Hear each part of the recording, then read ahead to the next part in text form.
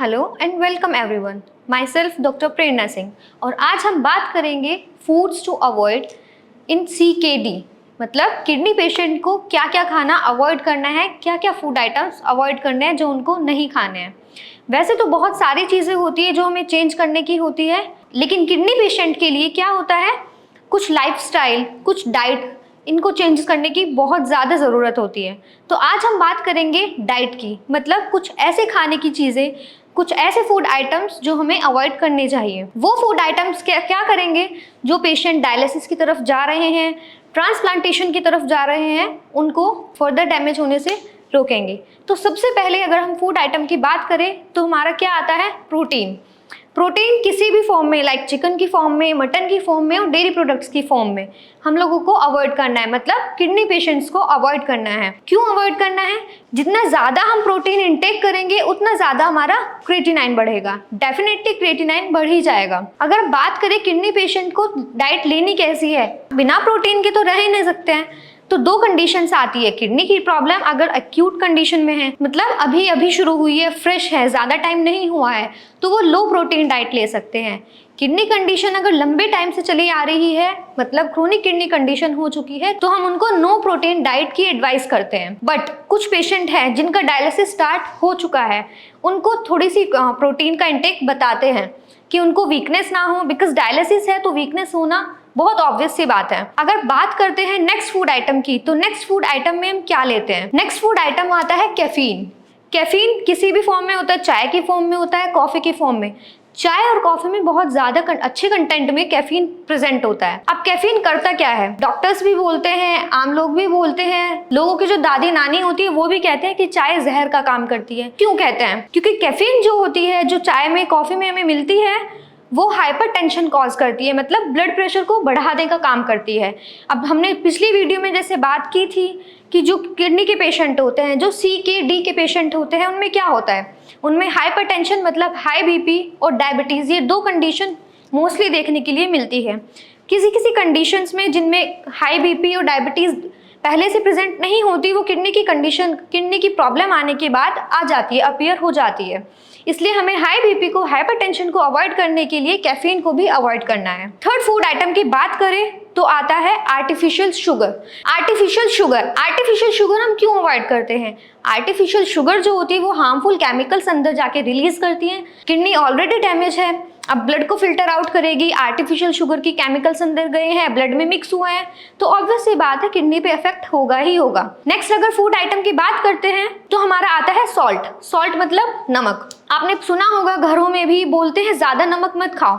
क्यों नहीं खाना चाहिए? क्योंकि नमक भी जो होता है हमारा हाइपरटेंशन कॉज करता है, मतलब BP को हाई करने का काम करता है। अगर किडनी के पेशेंट की हम बात करते हैं तो उसको डॉक्टर्स एडवाइस करते हैं नो सॉल्ट डाइट, मतलब सॉल्ट फ्री डाइट, उसमें नमक नहीं देना है। बट कुछ पेशेंट्स होते हैं जिनको नमक चाहिए ही चाहिए डाइट में, उनका क्या करें? वो just a pinch of salt, मतलब सिर्फ एक चुटकी नमक डाल सकते हैं, लेकिन नमक में भी सेंधा नमक का यूज किया जाता है। नेक्स्ट ही अगर बात करते हैं तो आते हैं डेयरी प्रोडक्ट्स। डेयरी प्रोडक्ट्स क्या होते हैं?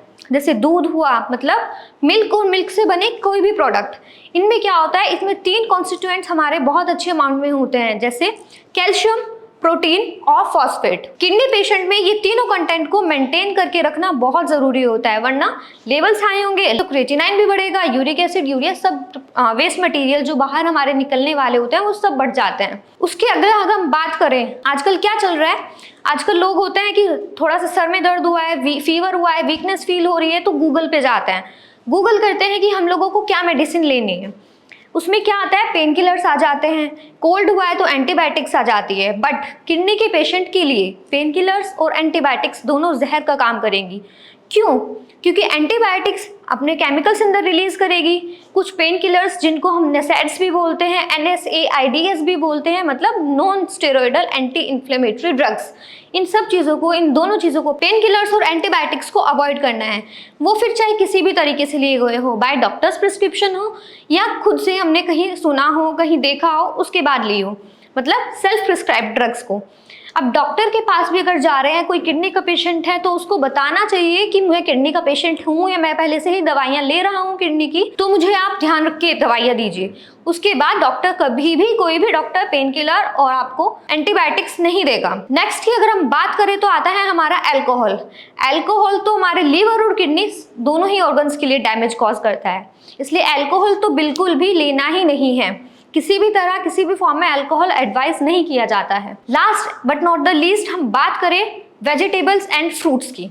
अगर हम वेजिटेबल्स में देखें तो जो अंडरग्राउंड वेजिटेबल्स होते हैं, जैसे मतलब जमीन के नीचे उगने वाली जो सब्जियां होती है, जैसे आलू हुआ, शकरकंदी हुई, अरवी होती है, चुकंदर मतलब बीटरूट होती है, और शलजम की हम बात करें तो ये चीजें बिल्कुल अवॉइड करनी होती है। दूसरी सब्जियों में हमारी आती है पत्तेदार सब्जियां, मतलब लीफी वेजिटेबल्स, जैसे पालक होता है, मेथी होती है, धनिया होता है। अब अगर हम बात करें फ्रूट्स की, फ्रूट्स में बनाना होता है, कीवी होता है, डेट्स मतलब खजूर होते हैं, कोकोनट मतलब नारियल जो होता है, कच्चा नारियल जिसको हम बोलते हैं, ये सब चीजें अवॉइड की जाती है। तो खाएं क्या? सब्जियों में हम खा सकते हैं जैसे लौकी हुई, कुछ लोग घिया भी बोलते हैं, करेला, भिंडी, टिंडा होता है, इन सब चीजों का, इन सब वेजिटेबल्स को हम खा सकते हैं। इसके अलावा फ्रूट्स की अगर बात करें तो क्या खाएं? एप्पल हम खा सकते हैं, इसके अलावा हम गुआवा खा सकते हैं, but in a proper quantity. 1 cup से ज़्यादा हमें ये फ्रूट्स भी नहीं खाने हैं। अब बात करें कि वीकनेस ऐसे तो बहुत ज़्यादा आ जाएगी। सबसे पहले हमने बताया कि ज़्यादा प्रोटीन हमें नहीं लेना है, तो थोड़ा खाए क्या, वीकनेस आ जाएगी ऐसे किडनी के पेशेंट्स में। तो जो वेजिटेरियन पेशेंट्स हैं वो खा सकते हैं मूंग दाल। मूंग की दाल होती है, ओवरनाइट सॉक करके सुबह को अच्छे से वॉश करके उनको हम खा सकते हैं। नॉन वेजिटेरियन जो पेशेंट्स हैं वो मूंग की दाल के साथ साथ सिर्फ दो एग वाइट खा सकते हैं, मतलब अंडे का जो बॉईल करने के बाद सफ़ेद वाला हिस्सा होता है सिर्फ वो खा सकते हैं, पीले वाले पोर्शन को नहीं खाना है। होप सो आपकी सारी क्वेरीज सोल्व हो गई होंगी। इसके अलावा कोई क्वेश्चन है तो प्लीज़ कमेंट बॉक्स में डालें। Thank you.